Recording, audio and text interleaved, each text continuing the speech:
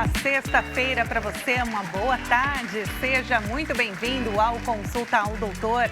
Eu sou Tabata Pote e te faço companhia neste finzinho de tarde. Seja muito bem-vindo mais uma vez. E olha, no programa de hoje a gente vai falar de um assunto importantíssimo, como todos os dias. A gente vai falar sobre endometriose. Especificamente, vamos focar na endometriose uterina e endometriose intestinal. Eu imagino que você deve ter ficado assim impressionado, né, de ter me ouvido falar endometriose intestinal. Pois é, a gente vai abordar esse assunto, entender melhor essa doença que afeta 7 milhões de pessoas no Brasil, segundo a OMS. E só para você ter ideia da gravidade, né, que a gente está falando da doença, 176 milhões de pessoas em todo o mundo são acometidas pela endometriose.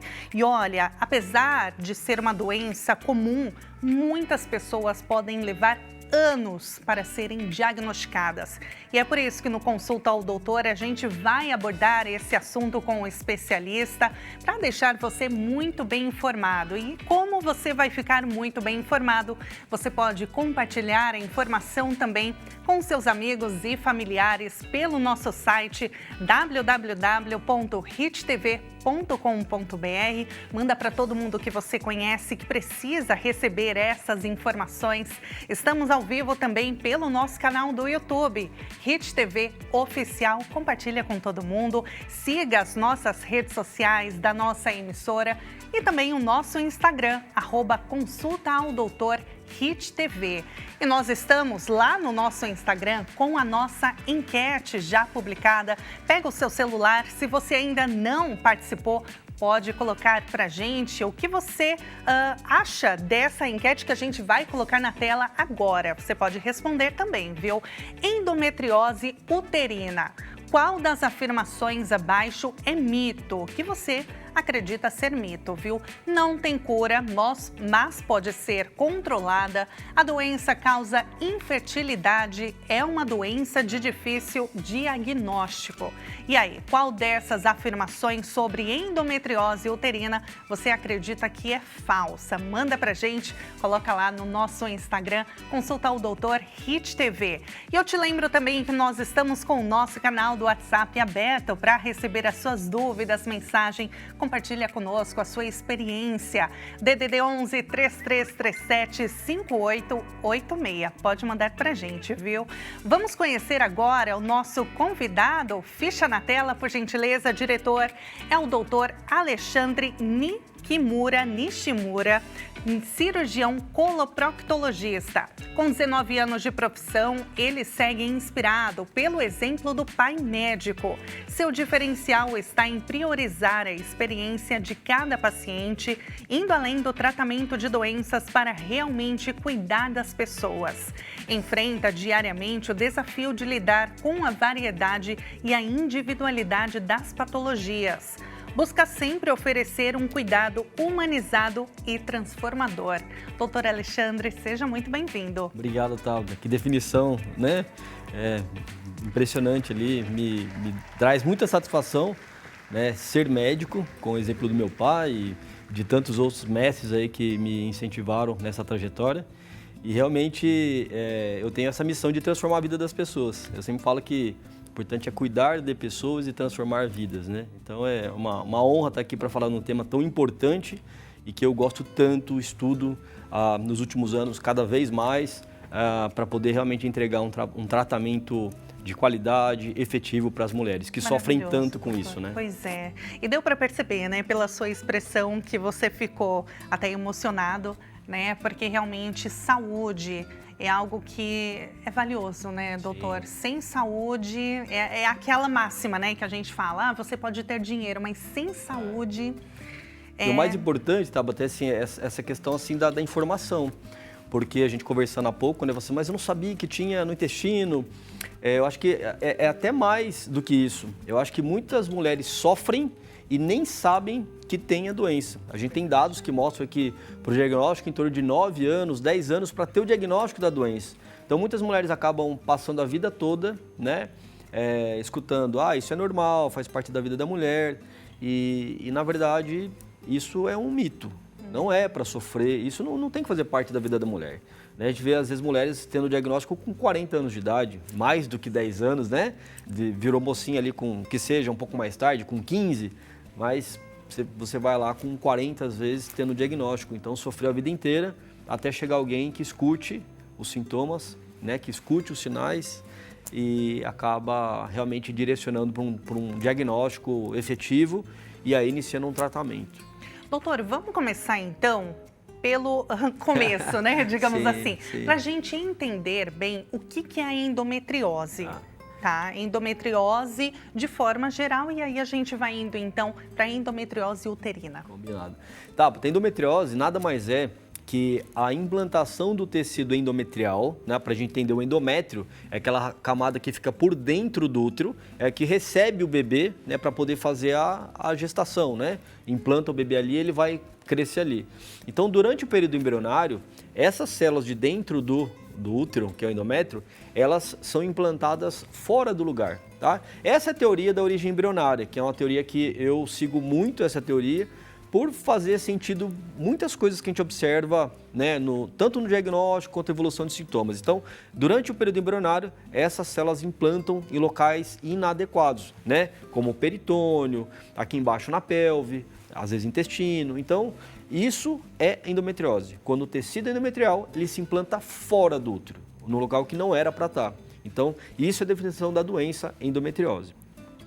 Agora, nós vamos falar sobre um tema também que é endometriose uterina. Então, o que acontece? Fala, mas o endométrio está no útero. Sim, mas o endométrio ele fica na parte interna do útero. Então, para fora é um músculo. E esse músculo chama miométrio. Então, quando esse tecido endometrial está implantado dentro do músculo, aí chama a adenomiose, que é a endometriose uterina. Tá? Então, seria uma ectopia. O tecido endometrial está fora do lugar. Então, isso chama endometriose. E a endometriose, doutora, ela afeta somente mulheres de 30 a 40 anos? Excelente pergunta. Tá, não. O que acontece? Tem muitas mulheres, vou dar um exemplo pessoal, a minha filha tem 16 anos e desde que ela começou a menstruar, ela tinha dores insuportáveis e a gente começou a fazer um tratamento clínico para suprimir os sintomas. Então, assim, a gente tem que escutar, a gente tem que ler os sinais e sintomas que as mulheres nos apresentam. Cólica menstrual, de você desmaiar, de você chorar de dor, não é normal. Você pode ter um desconforto, porque o útero ele vai dar uma contraída, ok, mas suportável. Tudo que excede, né, um nível aí de ser suportável, a gente tem que desconfiar. Então essa questão de 30, 40 anos, isso não é verdade. Mais uma vez, como é uma doença de origem embrionária, a mulher já nasce com isso. Então, quando ela começa a menstruar, ela começa o quê? Gerar gatilhos que vai dar dor, porque sangue no local inadequado, aquilo vai acabar irritando estruturas, irritando nervos, intestino, e aí você vai acabar desenvolvendo o quê? Essa sintomatologia. Sangrou no local inadequado, o corpo vai ter que absorver aquilo. Então, no momento que o corpo absorve depois do final da menstruação, você gera uma cicatriz numa região. E essa cicatriz gera uma fibrose. E essa fibrose, ao longo do tempo, ela vai aumentando, vai pegando mais estruturas. Eu sempre faço uma analogia simples, que é do agricultor. Quando a gente dá enxada para o agricultor, a mão dele não tem calo. Você olha a mão do agricultor que pega enxada todos os dias, depois de 5, 10, 15, 20 anos. Cada vez mais ele vai ter calo nas mãos. Então são cicatrizes que vão sendo geradas e conforme as cicatrizes vão aumentando, a tendência é que a sintomatologia ela também aumente. Vamos dizer, eu sempre falo para os pacientes que a medicina não é sempre e nunca, né? A gente tem uma mediana. De um modo geral, a maior parte das mulheres portadoras de endometriose, elas apresentam algum sintoma, mas não é necessário você ter esse sofrimento a vida toda. Outro exemplo pessoal, a minha esposa começou a ter sintomas incapacitantes da endometriose aos 42 anos. Então ela não tinha cólicas menstruais aumentadas, não tinha dor na relação. Ela começou a ter uma dor diferente, é uma dor que as pessoas nem imaginam. Ela começou a ter uma dor lombar e uma dor no quadril para ficar muito tempo sentado. Como nós corremos, então Então, nos treinos, ela começou a perceber que ela estava começando a ter dor. 2, 3 quilômetros começava a ter dor. Eu falei, meu, não é possível, né? Eu falei, você está se esforçando muito, né? Primeira coisa. Aí a gente foi tratando nesse sentido, né? É excesso de exercício. Fizemos físio, repouso, não melhorava. Opa, então vamos para uma outra situação? Começamos a investigar e aí realmente fechou o diagnóstico de endometriose. Então, às vezes, a endometriose, ela se manifesta mais, assim, branda em alguns pacientes e em um determinado momento ela começa a apresentar sintomas que podem ser variados. Pode ser a cólica menstrual, pode ser dor na relação, pode ser fadiga no período menstrual, pode ser a dor lombar, pode ser dor no quadril, aumento das evacuações no período menstrual por irritação intestinal. Tem mulheres que acabam tendo dor aqui no ombro direito, na costela direita por conta de endometriose no diafragma. Então, assim, os sintomas eles são muito, muito variados. Mas uma característica muito básica e sabe, que nos faz lembrar é o caráter cíclico. Então, quando a mulher ela tem dores que se exacerbam no período ali menstrual, então a gente já tem que ficar com alerta para falar, opa, isso pode ser endometriose. Então, é sempre esses sintomas que você mencionou aqui. Esses são os mais comuns. Os mais comuns e sempre no período menstrual. Tem pacientes que você já tem uma sequela. Então, se você já tem ali um comprometimento de nervo, você vai exacerbar no período menstrual, mas fora dele também pode acabar tendo sintomas. Mas é que no período menstrual ele se exacerba. Por quê? Você tem efeito hormonal, você tem efeito de prostaglandinas, né, processo inflamatório. Então, quer dizer, no período menstrual se exacerba. É quando a gente tivesse mais a flor da pele, né? Então, você está cutucando a ferida. Então, no período menstrual, onde as dores elas são muito mais intensas. Então, daí, de tudo o que você disse, doutor, é extremamente importante que a mulher, ela se conheça, né? Ela perceba ali, talvez até anote mensalmente, né, os sintomas que ela tenha, porque muitas vezes, na correria, a gente acaba levando, né? Ai, tô com um pouquinho de dor aqui. Se automedica. Ai, tá dando isso daqui. Ah, mas é da menstruação que tá chegando. E acaba negligenciando e não percebe muitas vezes que pode ser um sinal. Mas eu até diria mais, tá? Mais até do que você conhecer o seu corpo, é você, na verdade, encontrar pessoas que acreditem na sua dor. Porque muitas vezes a mulher vai lá no profissional, porque queira ou não, vai lá no médico. Pô, eu fui lá no médico, no especialista e tudo mais. E às vezes por desconhecimento, né? Tipo, ou por crença, eu não sei. Porque a gente tem que entender que o médico não é Deus. Nós somos seres humanos, somos iguais a todo mundo que estudamos e temos a nossa profissão. Só que uns estudam, aprofundam mais num tema, outros menos. Então, às vezes, não é a especialidade do colega. E, às vezes, acaba também o quê? Sabe, subestimando a queixa da paciente. Então, o que eu até diria é, sim, conhecer o seu corpo, os seus sinais e sintomas. Mais 2, nunca desacreditar e nunca deixar de procurar alguém que realmente escute os seus sintomas, acredite na sua dor e tente dar a mão para você para poder seguir junto rumo ao quê? A um diagnóstico correto e a um tratamento efetivo. Porque eu já peguei vários pacientes, doutor, mas eu sempre passo com um ginecologista e aí sempre falou que é normal. Até que o senhor veio e o senhor falou isso para mim, eu já suspeitava disso. Então, assim, eu acho que a internet, a televisão, ela está aí através de programas como esse para a gente poder o quê? Conscientizar e informar a população. A população tem que receber uma informação de qualidade, responsável e confiável para poder dar seguimento realmente e fazer o tratamento, né? A demora na identificação, no diagnóstico, doutor, pode agravar a doença? Eu vou lembrar mais uma vez da mão do agricultor. Quanto mais tempo passa, mais calo tem. Quanto mais tempo passa, mais pode comprometer. Então, assim, realmente, o tempo, ele é um fator que acaba agravando, né? Então, assim, o que a gente tem que ponderar, né? Por exemplo, um tratamento cirúrgico? Se a paciente está tendo progressão da sintomatologia, apesar de um tratamento clínico bem feito. Aí a gente tem que pensar em uma abordagem cirúrgica, por exemplo. E a gente também observa que, quanto mais passa, mais comprometimento vai tendo de órgãos importantes, como o intestino, o ureter, que é o canalzinho que filtra a urina do rim para a bexiga. A gente pode pegar nervos pélvicos. Então, quer dizer, quanto mais tempo passa com a doença ali em atividade, mais risco tem da mulher ter sintomas mais severos ou até mesmo comprometimento de estruturas importantes. Então, esses outros tipos de endometriose que a gente vai falar no decorrer, né, do programa, eles são um agravamento da endometriose inicial, digamos assim? Poderia dizer que é um agravamento, é uma progressão. Eu falo assim, todo mundo já nasceu já com uma endometriose comprimindo o ureter, comprimindo o intestino. Não, essa fibrose ela vai se aumentando, aumentando, aumentando, até gerar o quê? Uma expansão sobre aquele órgão e aí acabar tendo o agravamento do problema. E tratamento, doutor? Tá. Primeiro de tudo, né? Tem cura? Assim, endometriose, a gente pode falar assim que com o avanço das técnicas, principalmente de cirurgia, a gente está chegando quase a um status próximo à cura. Mas não dá para a gente dizer que é algo plenamente verdadeiro. A gente tem sim que entender o que é cura, né? A primeira coisa é isso. Porque às vezes, por exemplo, um câncer cura é você tirar a doença, né? E fazer com que ela não destrua o seu organismo e você sobreviva. Beleza. Muitas vezes o câncer não dá dor. Entende? Muitas vezes o câncer não dá dor.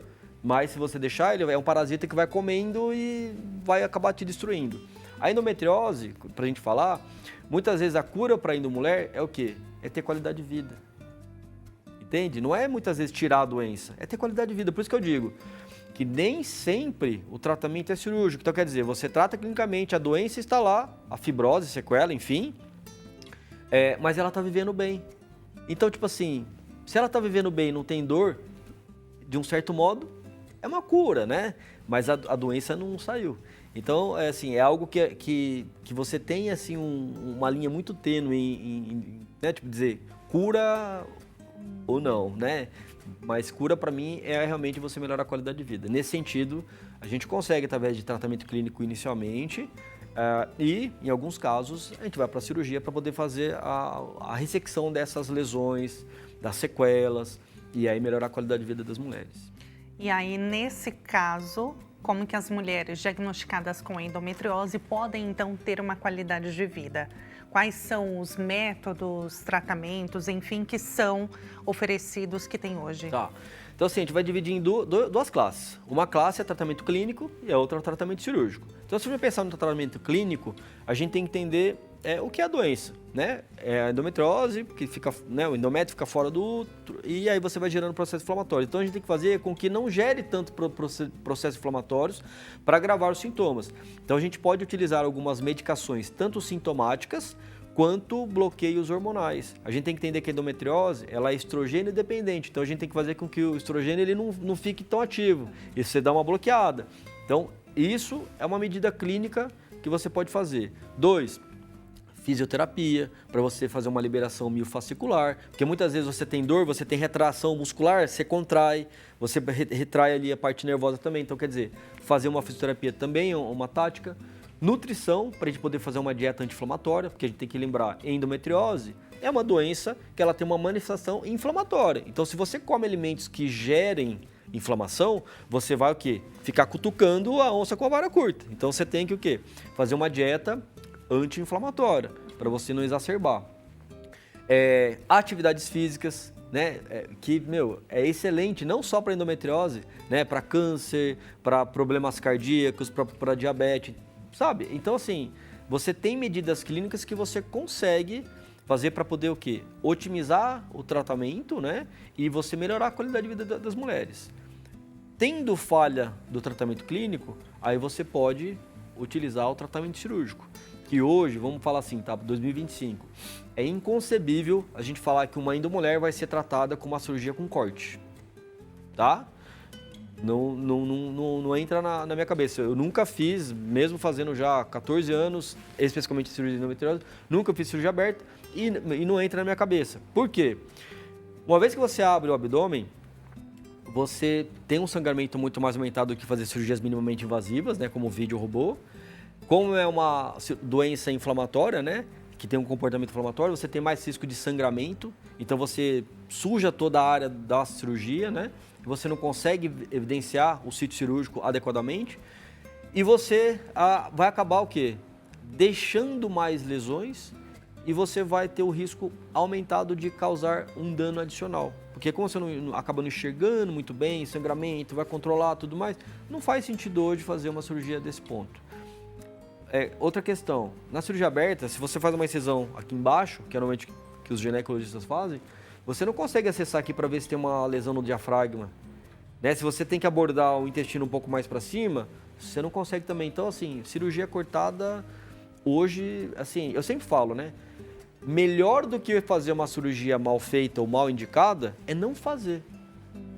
Porque às vezes você vai fazer uma cirurgia mal indicada, vai agravar o dano, vai agravar o quadro clínico do paciente. Então é pior. Então tem que ter esse conhecimento também. Procurar centros especializados que tenham essa experiência com videolaparoscopia ou robótica para poder fazer o tratamento efetivo mesmo das mulheres. Bacana, doutor. A gente tem perguntinha no nosso WhatsApp. Vamos abrir então para ver de quem que mandou a mensagem. Coloca na tela, diretor Ana Lúcia, de BH. Ana Lúcia, um beijo para você. Muito obrigada pela mensagem.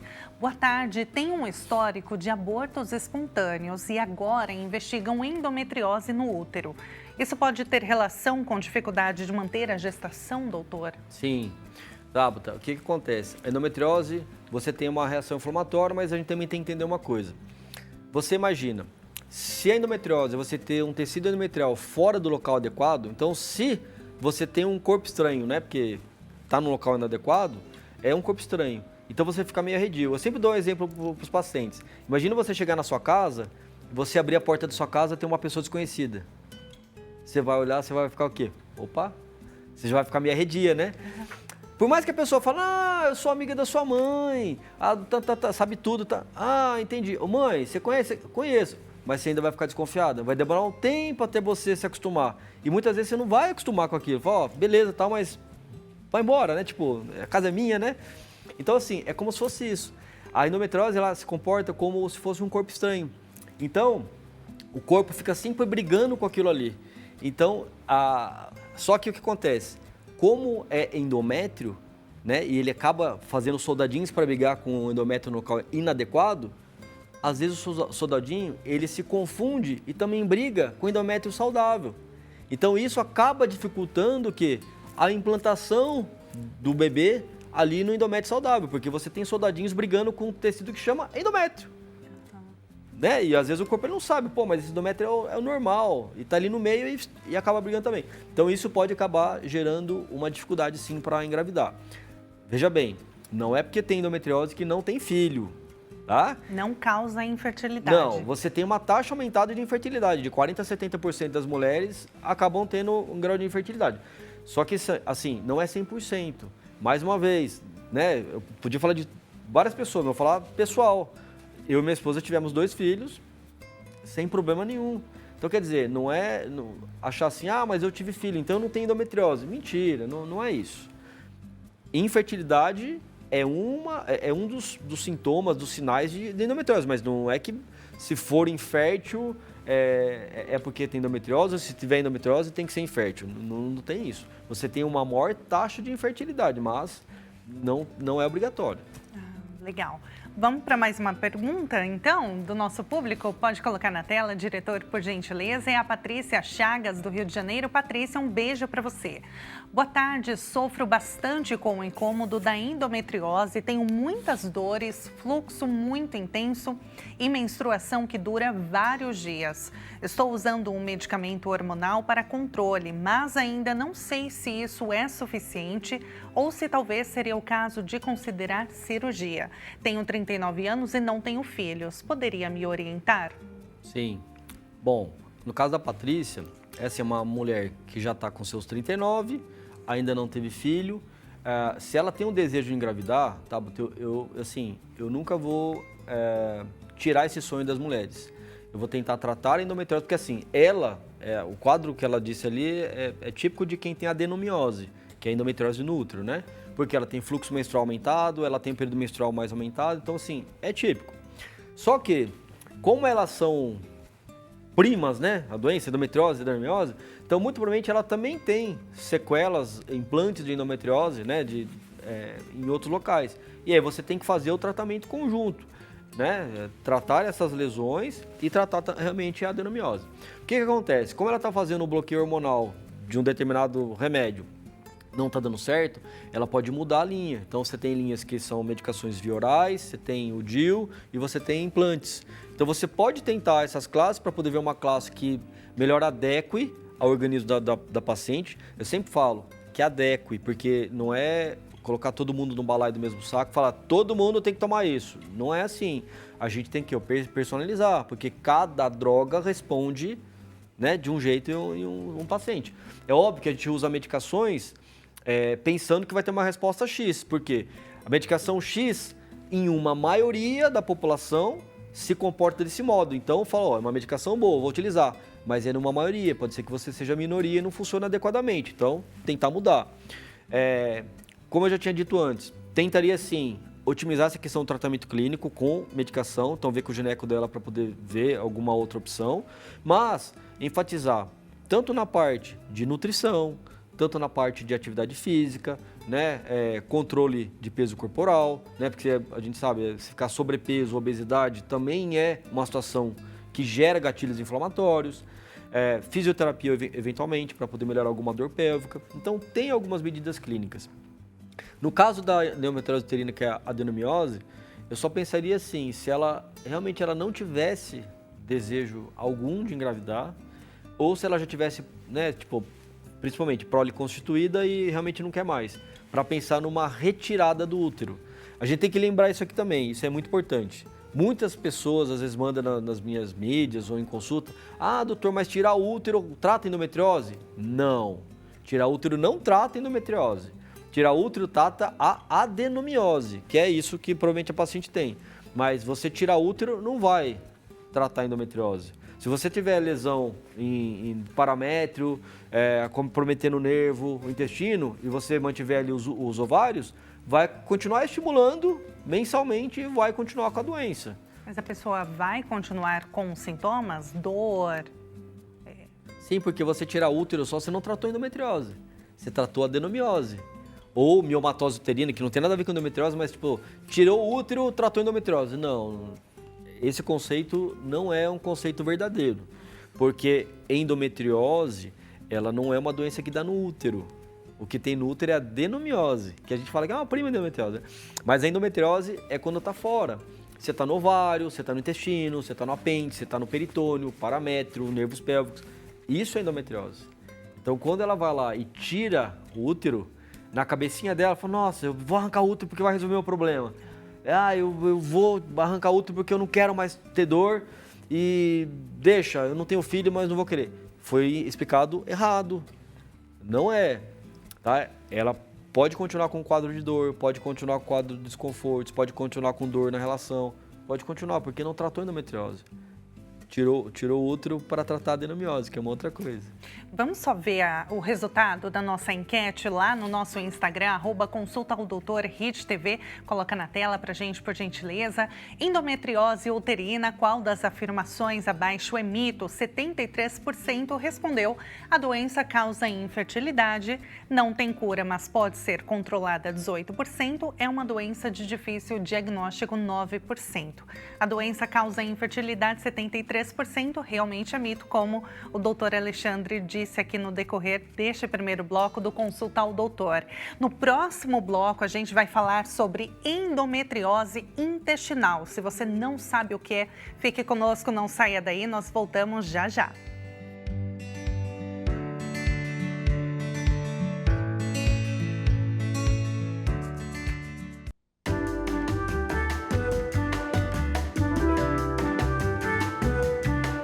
E o Consulta ao Doutor está de volta. Seja muito bem-vindo mais uma vez na tarde desta sexta-feira.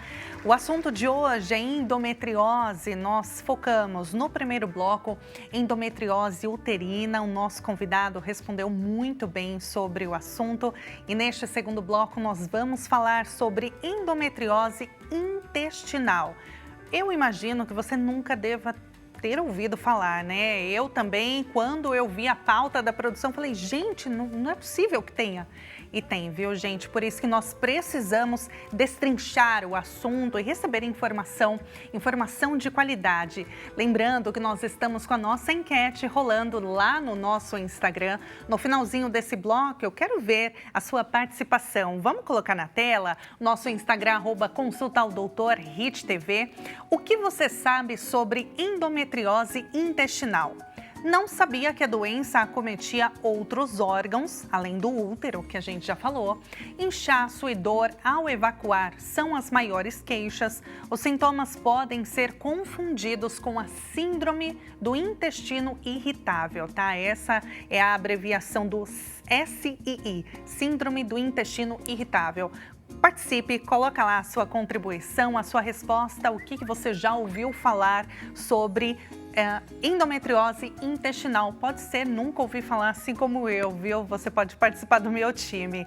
Vamos então falar com o doutor Alexandre, que estava aqui, né, respondendo, doutor, as nossas dúvidas. Falando primeiramente sobre a diferença, doutor. Eu comentei antes da gente entrar ao vivo, né? Nunca ouvi falar de endometriose intestinal. E aí você vai fazendo a pesquisa e aí tem vários órgãos, como você bem disse aqui no bloco anterior. Qual que é a diferença, doutor, da endometriose uterina, que é a mais conhecida, digamos assim, e a endometriose intestinal? Tá. O que acontece, Tabata? Quando a gente fala em endometriose intestinal, é que o tecido endometrial ele já começou a comprometer o intestino. O que difere da uterina, porque lá tem um outro nome, né, que seria adenomiose. Mas quando você tem células de endométrio no intestino, endometriose intestinal. No ureter, endometriose do ureter. Né? No ovário, endometriose de ovário, que seria endometrioma de ovário. Então, assim, na verdade é uma manifestação da doença no órgão-alvo, né? Como você falou, então, né, até alertar, endometriose pode cometer pulmão, diafragma, já teve paciente, né, pericárdio, enfim. Então, a endometriose ela pode acabar tendo implantação em estruturas que não são ditas como ginecológicas, porque é uma doença que é uma falha durante a formação embriológica. E aí, às vezes, pode implantar um tecido de endométrio naquela região. E com o tempo você manifestar a doença. Então, do intestino é porque o endométrio está ali grudado na parede intestinal. De modo geral, doutor, a endometriose é uma doença difícil de diagnosticar? Tá, é assim, ó, se a gente for levar em consideração que o diagnóstico demora, né, 9, 10 anos, e muitas mulheres até mais, então eu posso dizer que sim. Mas para nós, especialistas que estudamos sobre endometriose, que trabalhamos e tratamos endometriose, é muito simples, né? Tipo, poxa, isso aqui tem sintoma de endometriose, é cara endometriose. E outro detalhe é que, infelizmente não são todos os colegas que conseguem ter uma noção sobre achados dos exames de imagem. Então, muitas vezes, os colegas eles acabam observando o que é apenas um laudo. E nem sempre no laudo está explicado algumas coisas que são manifestação de endometriose. Outro ponto lembra que eu falei da mão do agricultor? Uhum. Se você pega uma mulher que começou a manifestação há pouco tempo, talvez você não tenha tanta cicatriz. Então não vai ter no laudo também. Então, né, é um conjunto de coisas que acaba se tornando mais fácil para quem? Para quem lida no dia a dia com a doença. Né? Às vezes, para um colega que é mais generalista, não se aprofundou muito, acaba não tendo essa mesma facilidade.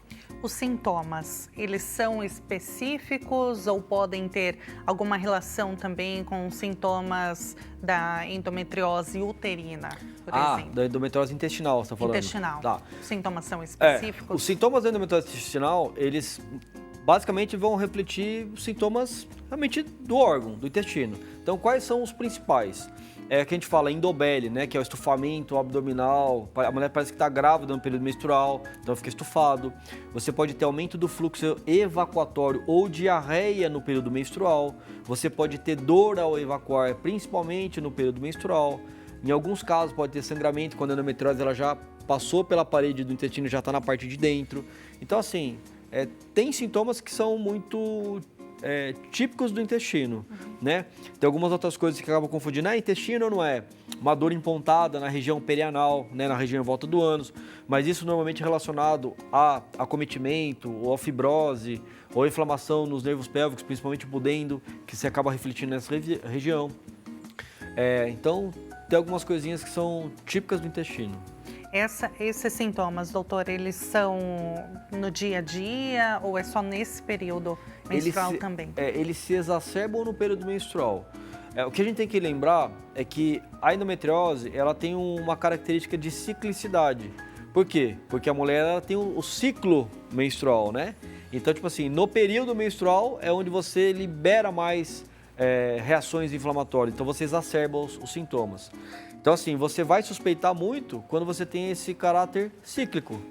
Olha, todo mês, numa época tal, que é perto da menstruação ou durante o menstrual, eu tenho aquele sintoma.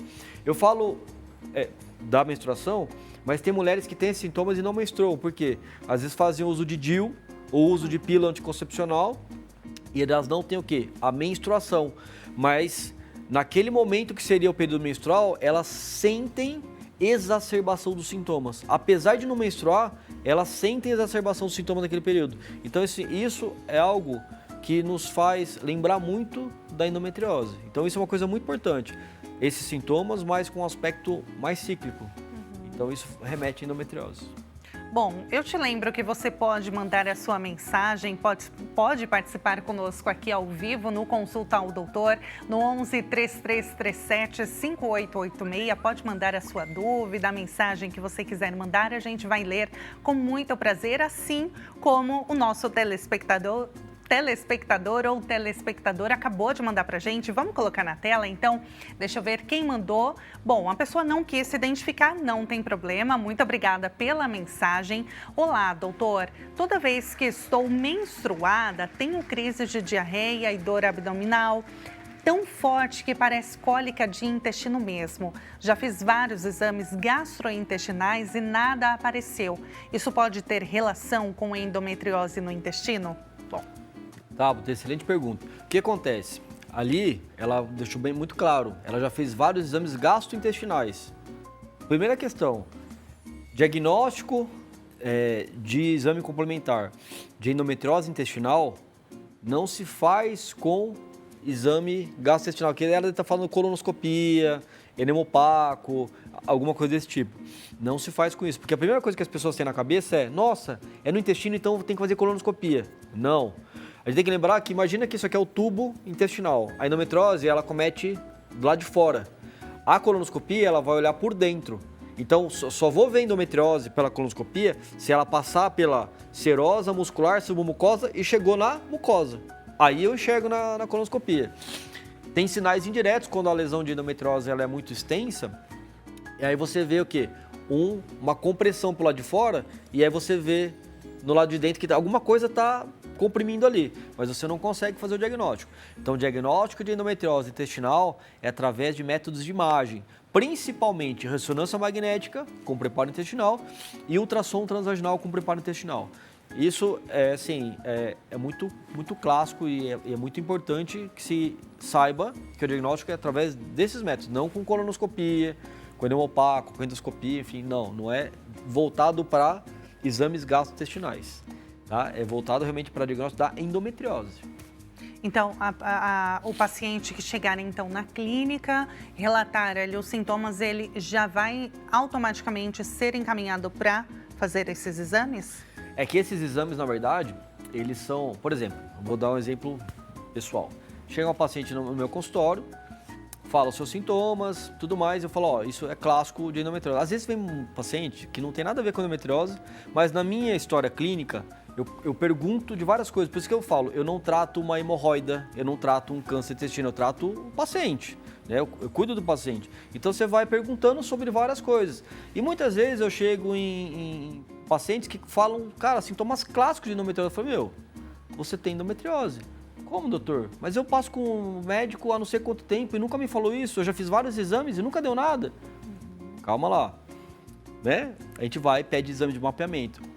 Que às vezes fez um exame no local que não é especializado ou com um protocolo não para o mapeamento, né? Hoje a gente tem o protocolo, tem que fazer o preparo intestinal, tanto para ressonância quanto para obturação transvaginal, para a gente poder ter o quê? Uma maior visualização dessas lesões.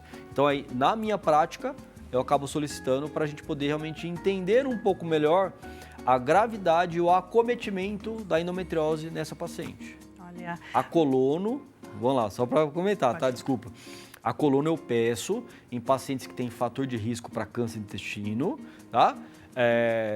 Ou já está com uma idade um pouco mais avançada, que daí seria obrigatório, né? Só para lembrar, todos, sejam homens ou mulheres, com mais de 45 anos, têm que fazer colonoscopia como método de diagnóstico e prevenção de câncer de intestino. Então, se os pacientes chegam comigo nessa categoria, eu peço, mas não por conta de endometriose, para afastar diagnóstico diferencial, tá? Como câncer de intestino. Puxando esse gancho, doutor, de câncer, Sim. Endometriose intestinal, tem alguma relação com câncer? Pode desenvolver câncer?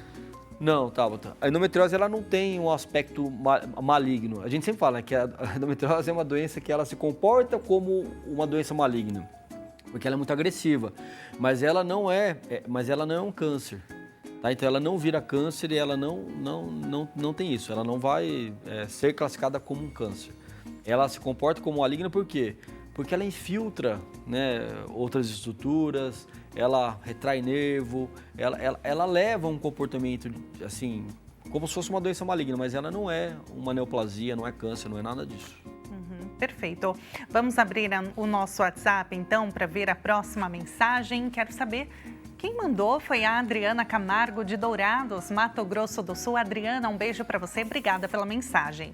Boa tarde. Quando não menstrua mais na menopausa, quais os sintomas de alerta no intestino? Essa pergunta é muito ampla, Adriana. mas vamos lá. Eu não sei se é sintoma de alerta do intestino relacionado à endometriose ou no geral. Porque se a gente for levar em consideração, ela fala assim, na menopausa. Exceto se você fizer a retirada dos ovários, você vai entrar na menopausa lá para os seus 45, 50 anos, enfim, né? Só se tirar o ovário, aí tirou o ovário com 30 anos, 25, então na menopausa, né, induzida.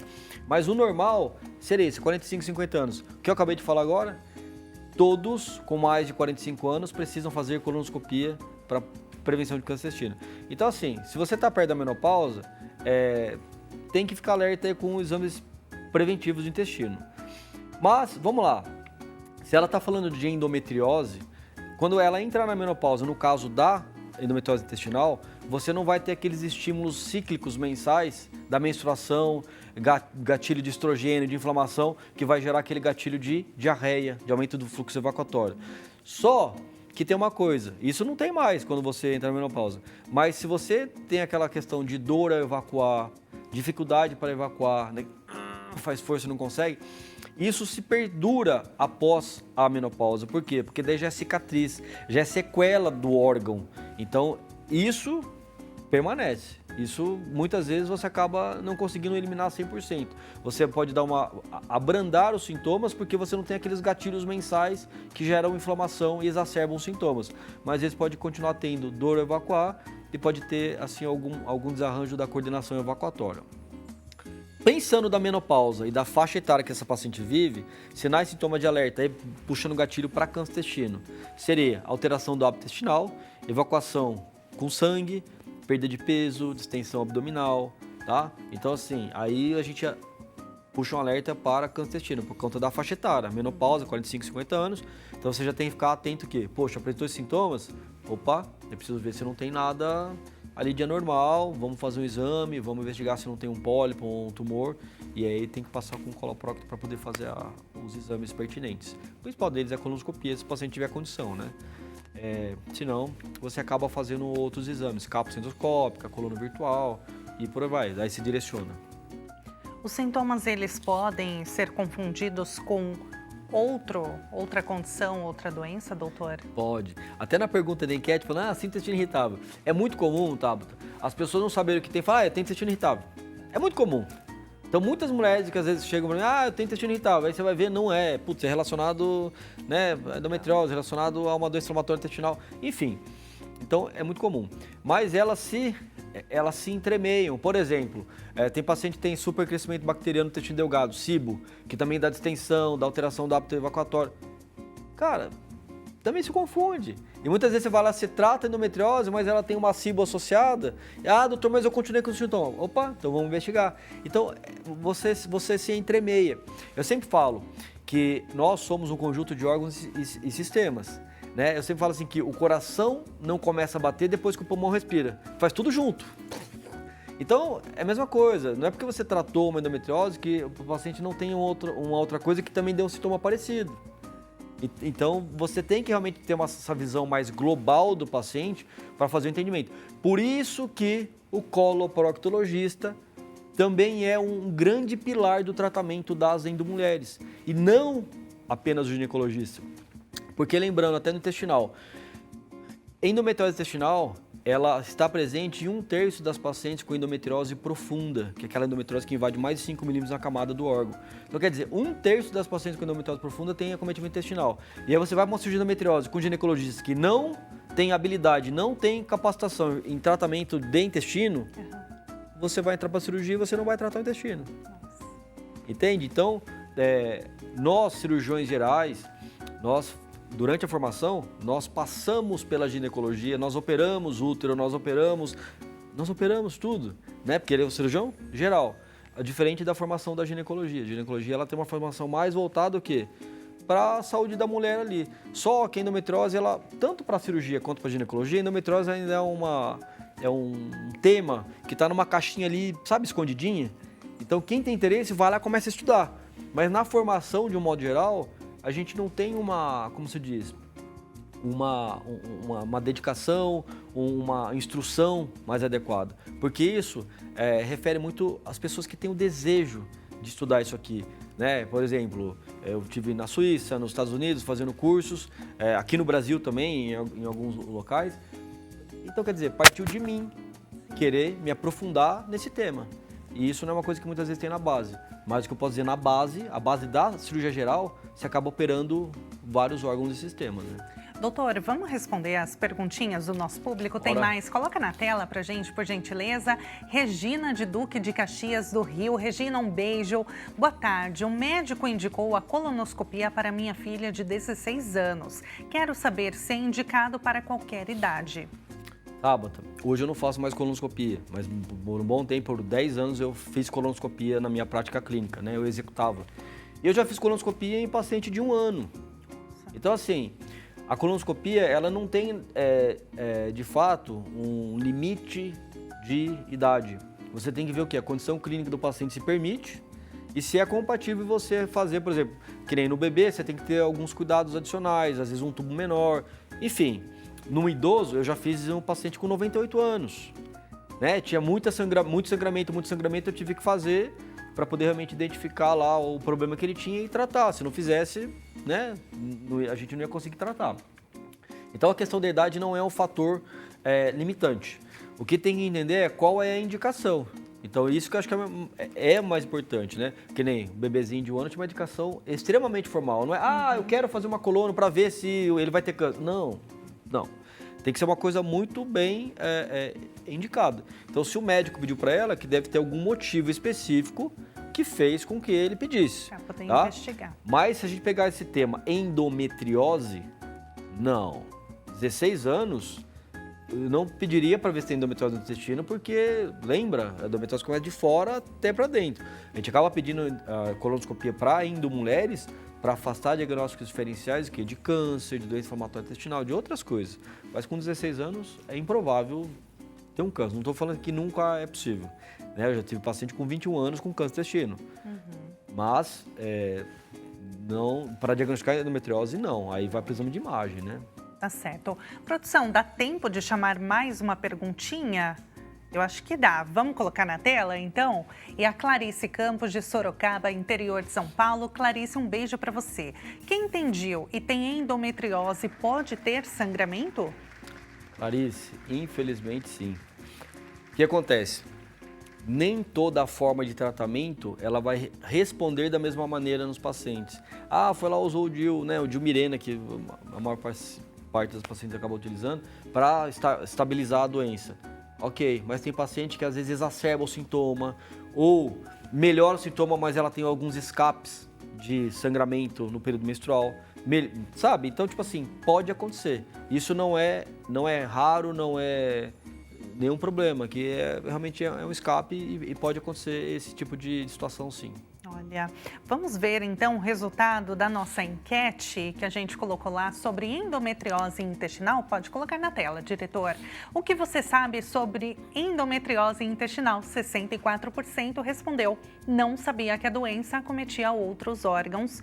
Inchaço e dor ao evacuar são as maiores queixas, 27%, e 9% os sintomas podem ser confundidos com a síndrome do intestino irritável. Como a gente disse, né, doutor? 64% não sabia que existia, então, a endometriose intestinal, assim como outros órgãos. Sim, também. Porque ainda assim é muito pouco falado, por isso que é importante um espaço como esse, para a gente poder conscientizar e informar a população que sim, pode acontecer, inclusive em outras regiões. Então, se alguém dizer, não tem, não, pera um pouquinho. Às vezes não está, até a própria pessoa que disse não está informada sobre o tema. Então, pode acontecer tanto no intestino quanto em outras regiões. Doutor, antes da gente encerrar, só para finalizar bem rapidinho, a pessoa que, então, duvidar, né, pensar ali que ela tem endometriose, qual o primeiro profissional que ela deve procurar? Então, ela pode procurar núcleos de endometriose. É óbvio que a maior parte das mulheres acabam procurando os ginecologistas, mas aí tem que procurar um ginecologista que tenha o quê? Um interesse no estudo de endometriose, seja um especialista em endometriose, ou cirurgiões gerais, coloproctologistas, que também façam parte de equipes de endometriose, que estudem sobre isso para poder realmente o quê? Escutar os sintomas, fazer o diagnóstico e propor um tratamento adequado. Eu sei que muitas vezes é difícil você encontrar isso, nunca ia imaginar, né? Poxa, mas um coloprocto cuida de endometriose? Mas eu acho que é importante acabar pesquisando, hoje tem as mídias sociais, então pesquisa, vê o que fala, vê se bate com o que você acredita. E mais do que isso, Tabata, não perder a esperança. Fala assim, mas esse tratamento é só para quem tem dinheiro. Acredita, é possível. Tá? Então, tem várias maneiras de você conseguir fazer o tratamento com excelência. Às vezes, em centro de referência de SUS, são muito raros, mas tem. Ou até mesmo de modo privado, mas com auxílio. Então, tem várias maneiras, então não deixe de acreditar no seu sonho. Perfeito. Busque uma equipe especializada. Para que tenha qualidade de vida. Com certeza. Eu vou passar os contatos, então, do doutor Alexandre Nishimura. O Instagram dele é @dr de doutor.alexandre Nishimura com SH, tá aparecendo na sua tela. E o site Proctoprime, né? prime.com.br. Doutor, muito obrigada, foi um prazer. Obrigado, Tabata. Prazer estar aqui com vocês. O Consulta ao Doutor fica por aqui. Muito obrigada pela sua companhia. Um ótimo final de semana. A gente se vê ao longo da programação. Tchau, tchau.